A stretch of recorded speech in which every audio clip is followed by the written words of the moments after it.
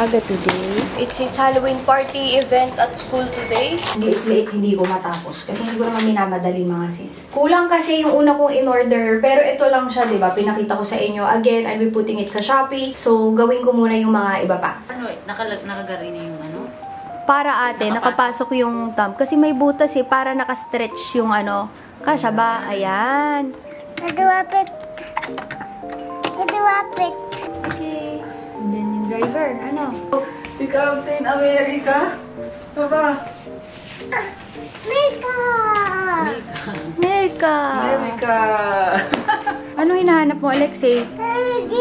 Ayun, nakalimutan ni Hailey yung binigay mo. Pagbalik na lang niya, ibigay mo ulit, okay? Anak, ano, ibibigay mo yan sa classmate mo. Please, mommy! Oh no! Sayang niya, gusto doon niya ipakita sa mga bata dito eh. Ano yan? Inaantok si Captain America, Bev. Captain America, nandito na tayo. Okay. Good luck, Captain America!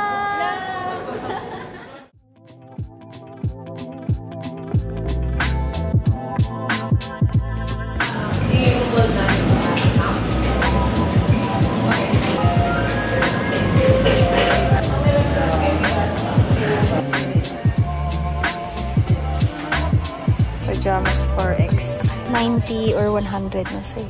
Pero ang cute din ito ate oh. 90 na lang siguro. So gusto ko yung pajama nila kasi kahit labahan mo, ito yung kinuha ko. Ito dalawa. Kahit labahan mo siya, hindi siya agad nag-iiba. Medyo malaking halay sizing nila. Daming mga bagong colors nito. Binigyan ko kasi sina Ate Ana nito. So si Ining, bago siya sa amin, bigyan ko din siya ng isa. Bili siya ng color na bet niya. Yay! Dumating na yung tagapagbayad. Suot ko ngayon. Yes, at babayaran mo yan. Kina ate yan, yung pang-Halloween nila. Hindi lang ko sila. Pang-Halloween ni na ate, tapos pajamas ko at ni Ex, as yung bag ni Inig. Waiting na si Daddy, si na ates, nandito sa gilid. Yan na. Oh, so many toys! Wow! So many toys, anak! Halloween artwork, tapos yung UN nilang. Wow! Yung tatay na muna. Oh, pakita mo yung tang mo. Oh, orange na yung tang mo. Bakit kaya? Kaya orange for the trick or treat. 3 months na kami na puro Halloween ang pinapanood dito. Ito na ang culmination ng 3 months niya na nakakapanood ng Halloween videos. So far, yan pa lang ang progress namin. Daming time nitong nagle-lettering. Mga pangatlong attempt niya na yan. For designs, kontakin nyo lang sila. Sila nag-ayos nito. May pa-lettering pa eh. Ay, hindi mo kayang haakit pa talaga yung bata. Alin ang kukunin mo?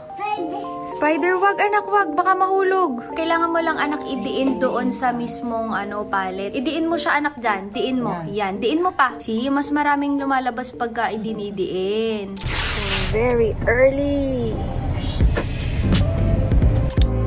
Sundays after meeting. Masarap to. Si Rabi nagturo sa akin ito.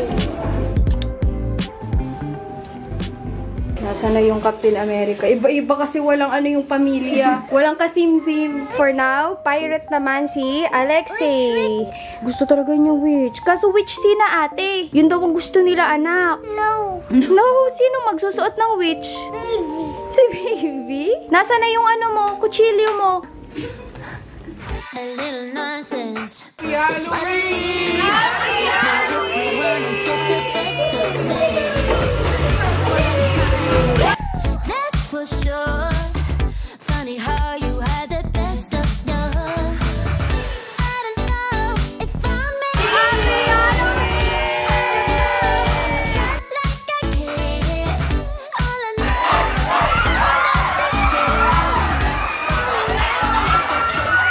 Di Hindi ko na kaya. Umakit na ako. Hindi na ganun yung energy ko. Ito yung wig na ginamit ko. But, hindi talaga ganyan yan. Tinirintas ko lang siya. But itago natin kasi baka next time. Although, first time ko ever talaga na magsuot for Halloween. Medyo meron pang konti sa baba ng mga nagiinom. Ako naman, konting-konti lang talaga. Kasi sayang naman yung mobile bar. Ayan siya, oh. Sobrang haba niya. Tapos, like, regular bangs na ganyan. Tapos, pag sinuot ko siya, ganyan mo lang siya, oh. Yan ako, naririnig niyo pa si Alexei. Diyos ko, Lord. Yes! Ayan na, kinakatok na ako ng anak ko. Wait lang, guys. Naligo lang ako, guys, ang mabilis. Kasi medyo, syempre, mainit sa baba dahil open area yun. And alam nyo, naalala ko kanina umaga. Hindi ata talaga ako nagsalita sa vlog. But we have early meeting kanina. Tapos natapos yun. Halos ano na din. Hapon na. Just in time for the Halloween party. Hindi na nga ako nakapag-vlog, I think, nung ako ay nagde-dress up. Wednesday Addams yung suot ko. Sa mga hindi nakakaalam ko ano yung itsura o nalito sa suot ko. But Wednesday Addams yun. And alam nyo ba, yung damit na yun, pinahanap ko lang sa ka-work ko. 150 pesos lang yun, guys. So, okay lang yung aking suot-suot. Siyempre, pinaliitan ko kasi medyo malaki sa akin. Alter na lang. Tapos, yung wig naman is from TikTok shop. Mura lang din. Kasi nga, ayoko bumili ng sobrang mahal o magpatahi pa dahil saglit ko lang naman gagamitin. And actually, nakita nyo, as a family, hindi kami in sync sa aming mga suot-suot. Yung sa anak ko, sa Toys R Us ko lang binili. Malapit sa school niya. Tapos, yung kay Jelloy, pinahanap niya lang din like sa Facebook Marketplace. Ayun, Squid Game yung kay Jelloy. Kay Exis Pirate, iba-iba kami. Okay lang yan, basta mairaos. And enjoy. Yung mga bata, enjoy din si Tata. First time talaga namin ever for a Halloween party here at home. Hindi kami nagsiselebrate ng Halloween, guys. So, we try to celebrate in as much. Of course, iba kasi pag may kids. Mas masarap mag-celebrate pag may kids. Katulad nga nung sa Christmas, guys. Hindi ko alam kung bibili pa ako magde-decorate. Kaso si X, parang aware na siya sa Halloween, sa Christmas, unlike nung 1-year-old siya. Pero ngayon, alam niya yung Christmas tree, tinuturo niya pag nakikita siya. Or yung Halloween nga, 3 buwan na kaming nanonood ng mga Halloween videos ni X, yung mga pambatang Halloween videos. So sabi ko, ang gandang i-celebrate. And buti na lang din, sinelebrate namin. It was an experience. So, naghati kami ng kapatid ko sa expenses for the Halloween party so that mag-enjoy yung mga katrabaho ko, mga katrabaho ng kapatid ko, and yung mga nag-work din kay tatay. Everybody happy. Kasama nila yung mga anak nila. One big happy family. But ngayon, inaantok na talaga ako mga Sweezy. I do not know kung anong kasunod ba nitong vlog na to.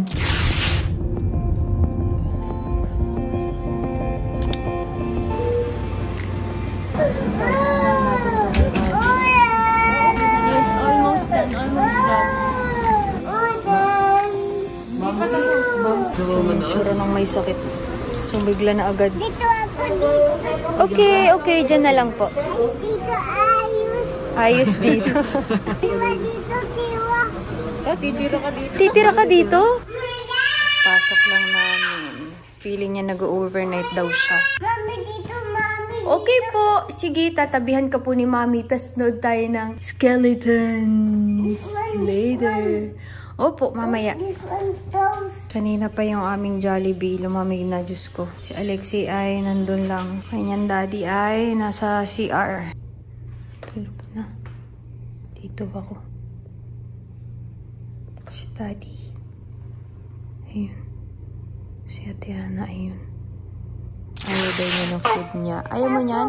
Tapog. Takluban daw, taklub. That one, ayaw din. Sige, nagbili na si Mami ng suman. Buti na lang masigla at nadede. Pero kahapon kasi kaya namin dinala, sumusuka. Every time dedede. Tapos mga tanghali, doon na nag-start yung lagnat. Nagulat kami talaga. First time namin na i-whip out ang iPad. Kasi kadalasan talaga, kung gusto niya manood, TV lang talaga. Yung iPad kasi na yan, nandiyan lahat ng mga baby photos ni X. Dyan ko niloload lahat. Ito yung mga daily refillables.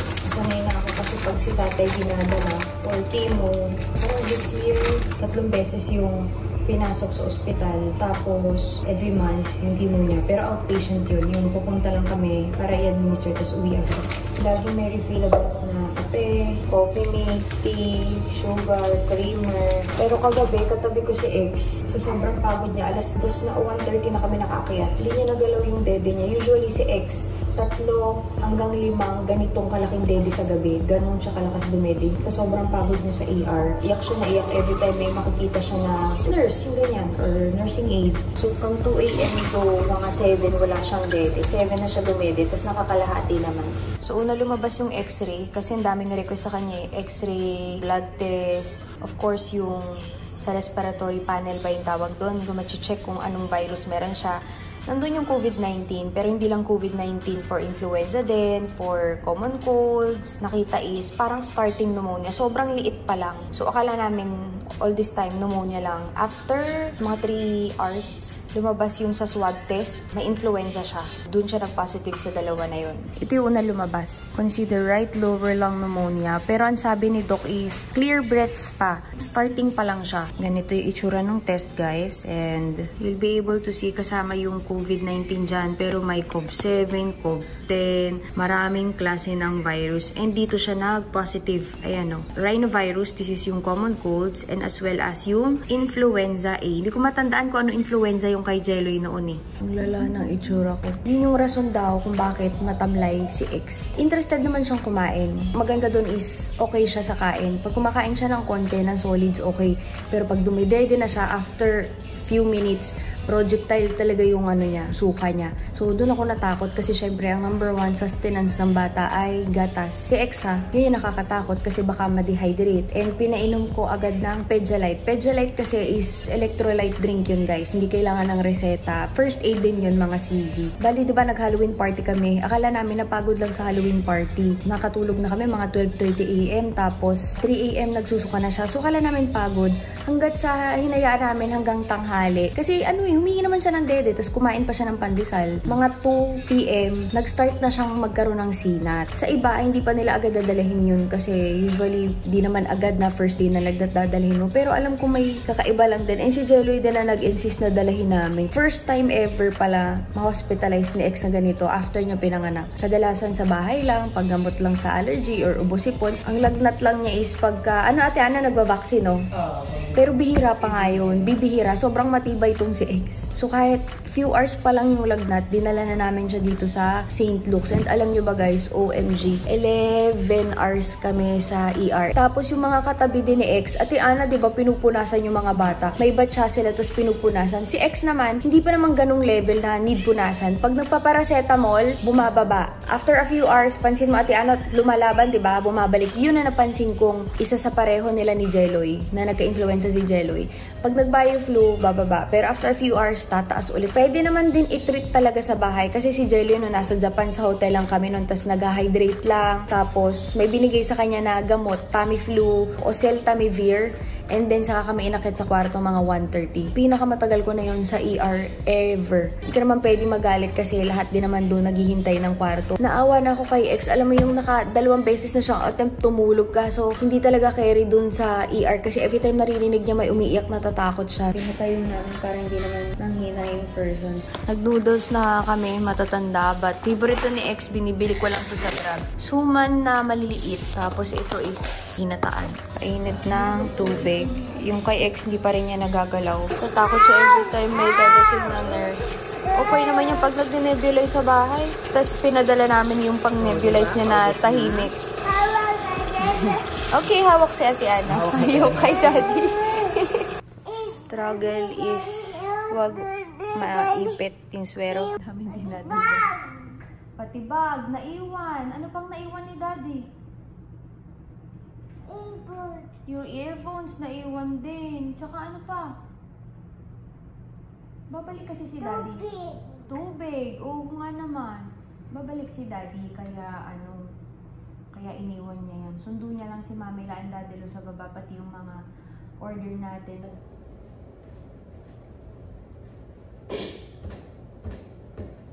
Wait for Mami. Huwag ka munang gagalaw.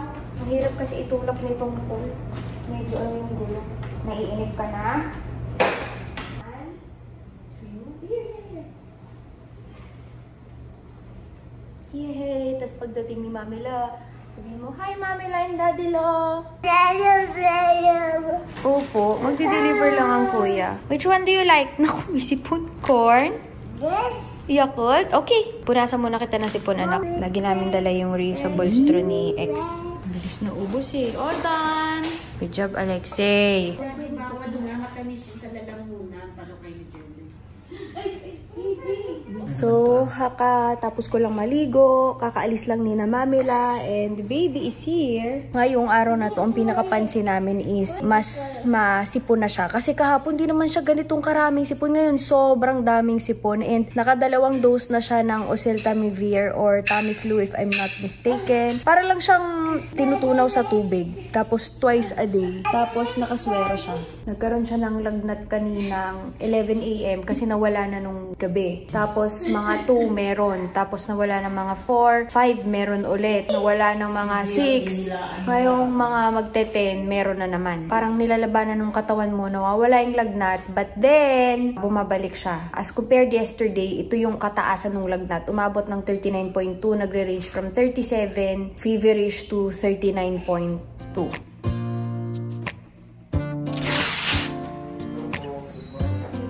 Gusto mo yung lugaw ni Mami?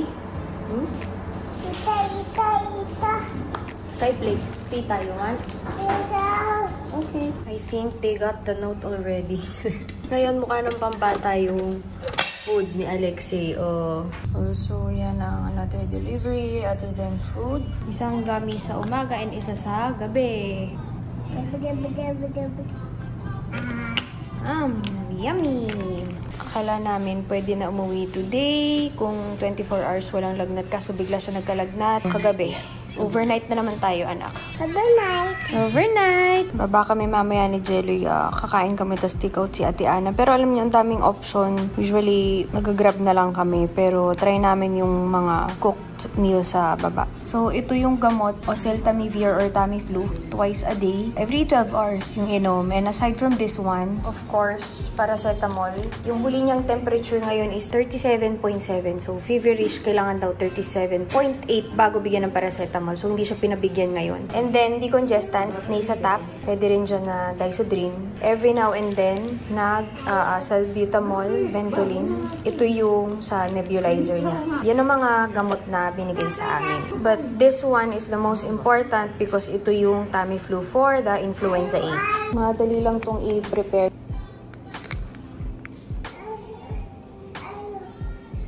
Dinaramdam naman lang niya ngayon is sipon, pero na ilalabas. Yung ubo, occasional. Tapos lagnat. Yan. Tapos ito, pwede namang ipainom sa kanya pag natunaw or pwedeng gumamit ng ganito para mas mabilis ma-administer.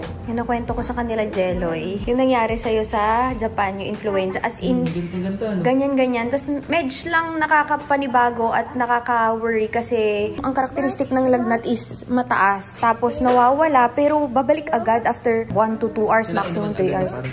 Sabi sa amin, wag kami masyadong mabother. Normal daw sa influenza yung high fever. And kailangan lang niya malagpasan. Bababa kami ni Jeloy in a few, waiting lang na mag-rounds yung doktor. Buti na lang, dumating kahapon yung parents ni Jelly and nagdala ng ibang gamit. Kasi nung pumunta kami dito, hindi sapat yung gamit namin. Ito nga jacket ko. This is from Inay pa. Para lang may jacket ako and hindi lamigin kasi usually malamig dito sa hospital. Ang nagpack pa ng aking toiletries yung kapatid ko. Kasi sila, uwi talaga kami dapat ng Batangas ngayon. Tapos mag-ELO kami. Kaso yun nga, nagkaganito si Utoy. So, of course, we can't. Pahinga na lang muna si Utoy. But before going down, I'm going to use yung Tone-Up Sun Serum. So, if ever you'll be using it with a sponge, huwag masyadong basa guys yung sponge. Kasi yung ating cushion already works on its own. Yung iba, hindi nila masyadong nare-wring out yung water. So, may chance na magbuo yung cushion if mali yung sponge na nagamit. Ganyan lang yan. See? Diretso, apply na. Ang bilis kasi kaya talagang, alam niyo, super duper easy. Ayan o, automatic, kitang-kita nyo agad yung diferensya. This is with and then this is without. Mas fresh and yun nga, this is SPF 50 PA++. Although hindi naman kami lalabas ng hospital building, but then of course, to look presentable and as well as kahit nasa bahay ka. Tsaka ang ganda nung finish niya kasi very natural. It doesn't look like you're wearing a mask. Kasi yun nga yung ibang dilemma ko with under cushion foundation. Talagang laging kailangan kompleto lahat ng makeup hanggang bronzer dahil nagmumukha siyang mask-like sa akin. Ito kasing cushion is made for daily na suot. Kasi hindi naman lagi mag-aano kayo mag-foundation. I have another base coming out for that purpose. Yung mga gusto nyo panglabas. Ang bilis, di ba? Yung ano, hindi na rin ako nag-set ng powder. So, yun lang yan. Alam nyo guys, lahat ng product namin, ililipat natin sa Arcadia. So, we'll be doing a rebranding sale. Lahat ng nakikita nyo na all covered will be magiging Arcadia talaga. So, rebranding sale, 30 to 50% off yung mga items. If I were you, check out the link below ng aming pa-sale. Labas lang kami saglit. Hintay lang kami na elevator going down. Diyan sa taas dito sa may stairs, parang may Japanese kinenchuru food. Merong Italian. Then they also have Japanese. Tapos meron ding deli dito sa gilid. Dami nilang tinda. We got juices from Happy Garden Cafe. Gusto rin kasi yun. So kung magsistay kayo tapos gusto nyo ng green juice, may green juice sa baba. For immunity, alam niyo na. And kay X, bibigay ko tong isa. And then, from Mary Grace, Sans Rival, and brownies.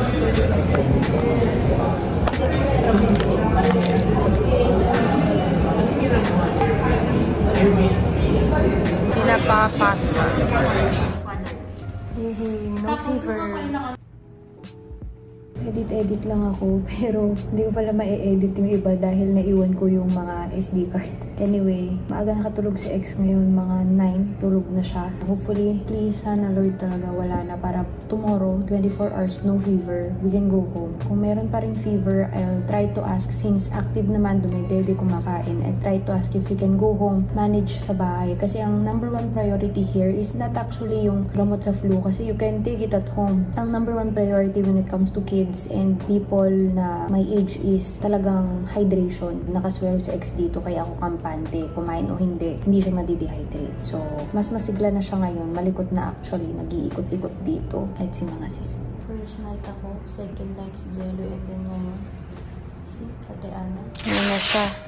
Hindi na ako nakapag-vlog kanina umaga pero ang likot na niya. Anyway, hopefully we can go home today because parang 18 hours na si X na no fever. So, need kasi is 24 hours. But let's see. Hindi ka nakapag-trick or treat. Abot ka pa ba? Hindi na.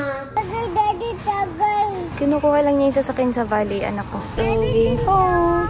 Bye-bye. Bye, St. Luke's!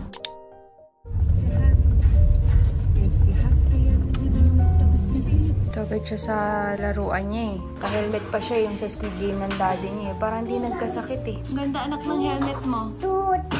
Toot. Toot. Bye-bye. Toot. Toot. Toot. Toot. Okay. Oh no. Saan ilalagay yung ice? Dito.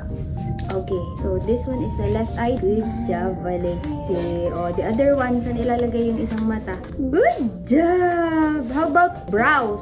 Saan mailalagay yung brows? Ang cute ginawa ni Alexi. May mata yan eh, tapos pinatungan niya ng glasses. What about, bigyan natin siya ng umbrella, gift, ice cream. What do you want? Ice cream. Ice cream. Okay, give mo ng ice cream. Okay. Hold niya yung ice cream. Ano? Hold the ice cream. Oh. Oh. Wow! What more? This one, Mommy. Alin? Yung gift? Okay, sige, lagay mo. Kailangan mabisi lang talaga yung bata. Ano sasabihin mo sa kanila? Thank you.